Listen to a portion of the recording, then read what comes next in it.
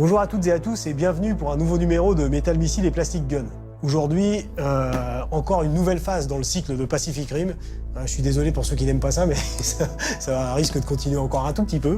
Donc nous allons voir Otachi, un monstre que j'affectionne, un kaiju que j'affectionne particulièrement. Donc commençons comme d'habitude par l'extérieur, toujours les boîtes monolithiques de nos amis de NECA. Donc des couleurs pierre et profondes, vraiment imposantes. Peu de gimmicks, peu d'indications, c'est efficace. Voilà, des photos du jouet derrière et de ses possibilités. Donc voilà la première partie de la boîte. Nous allons extraire Otachi. Alors comme vous pouvez le constater, elle se présente en deux parties. Donc sous vos yeux ébahis, je vais procéder au montage. Un montage relativement simple si nous avons de la chance. Donc je crois qu'il y a une bonne quarantaine ou 38 points d'articulation sur Otachi, donc c'est hautement appréciable. Bon, comme toujours, c'est peut-être un peu surfait dans le sens où vous utiliserez rarement tous les points d'articulation. Mais bon, dans un premier temps, on peut déjà constater que la queue est articulée, en haut, en bas, à droite, à gauche.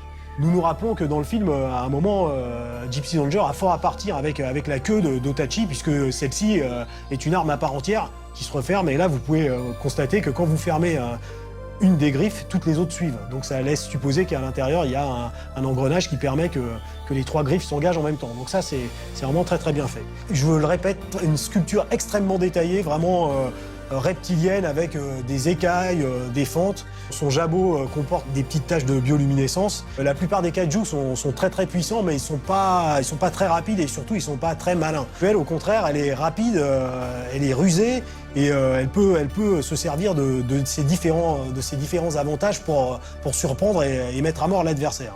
Guillermo del Toro était très désireux de surprendre le spectateur, c'est-à-dire que pour lui, quand un spectateur voit un kaiju une première fois, il est effrayé et puis il s'habitue au design du kaiju et la frayeur baisse. Donc il tenait à ce que les différents kaiju aient tous des caractéristiques qui leur appartiennent tous et des caractéristiques supplémentaires. Et Otachi, c'est vraiment le paradigme de cette idée puisque le but de Del Toro en la designant, c'était de faire qu'elle ait un premier abord visuel et qu'ensuite, comme elle se transforme, elle surprend le spectateur et l'effraie de rechef puisqu'il faut faire avec une nouvelle menace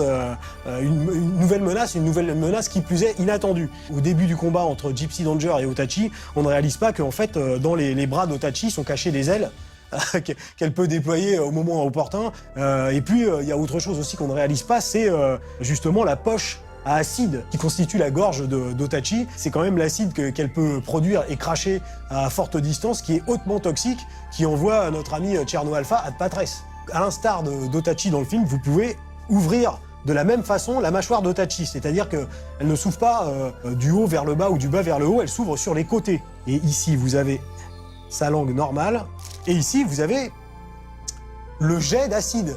C'est pas beau, ça ? Alors voilà, pareil, vous procédez, voilà, au prix d'une petite pression. Et voilà, et votre Otachi est en train de projeter son acide à la face de l'équipe russe qui malheureusement ne s'en sortira pas. De nouveau, la cerise kaiju sur le gâteau, c'est le baby Otachi. Mais oui, car c'est ce qui nous permet de déduire intelligemment que Otachi est un kaiju femelle, c'est que en elle porte un baby kaiju. Il doit à peine mesurer 2,5 cm, 3 cm, et pourtant, les bras sont articulés, ainsi que la tête. Qui plus est, il a une espèce de cordon ombilical pour ajouter à l'aspect organique qui lui sort de la gorge. Donc voilà, n'oublions pas que ce baby kaiju a quand même la présence d'esprit et l'appétit d'avaler notre ami Hannibal Chao qui se pavane devant lui en croyant qu'il est neutralisé. Et ben d'un seul coup, il le gobe. Bon, nous savons tous que Hannibal sortira ensuite un coup de couteau du cadavre du baby kaiju, mais quand même, sur le coup, c'était quand même une surprise sympa. Voilà pour Otachi. Dernière précision, c'est qu'il y a deux échelles dans la collection de Pacific Rim. Donc il y a les énormes titans que l'on a vus dans les émissions précédentes, donc ils font entre 45 et 50 cm de haut. Et puis une autre échelle un peu plus réduite, disons de 16 à 20 cm, où vous pouvez trouver Knife Head, Laserback, Tcherno Alpha, Gypsy Danger et tous les autres participants de cette joyeuse récréation.